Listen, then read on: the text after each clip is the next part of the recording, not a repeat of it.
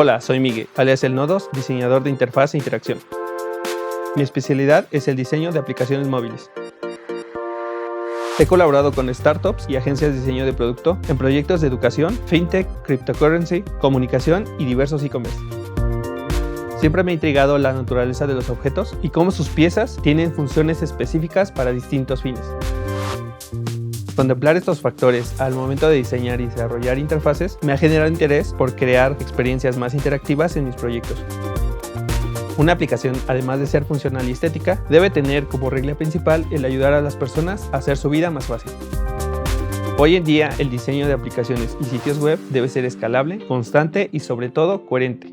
Sin embargo, crear una interfaz de usuario desde cero puede ser un proceso muy tedioso, por lo que los UI Kits resultan un recurso muy útil. Un UI Kit es un conjunto de componentes listo para usarse y ahorrar muchísimo tiempo. En este curso de doméstica aprenderás a crear UI Kits de aplicaciones y sitios web. Como proyecto final, crearás tu propio UI Kit basado en una aplicación de música. Comenzaré explicándote qué es un UI Kit, repasaremos qué son los patrones de diseño de interfaz y te mostraré cómo creo los componentes en Sketch con la metodología de Atomic Design.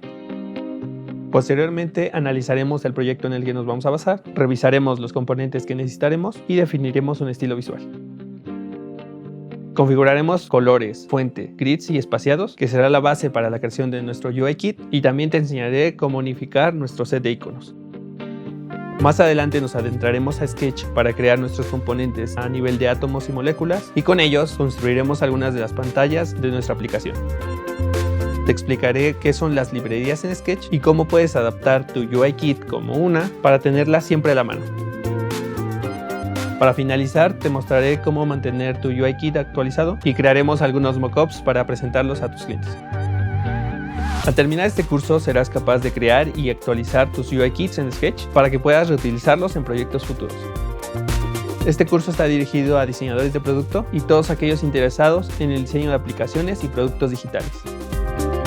Agiliza tu trabajo, genera interfaces impactantes y crea experiencias inolvidables.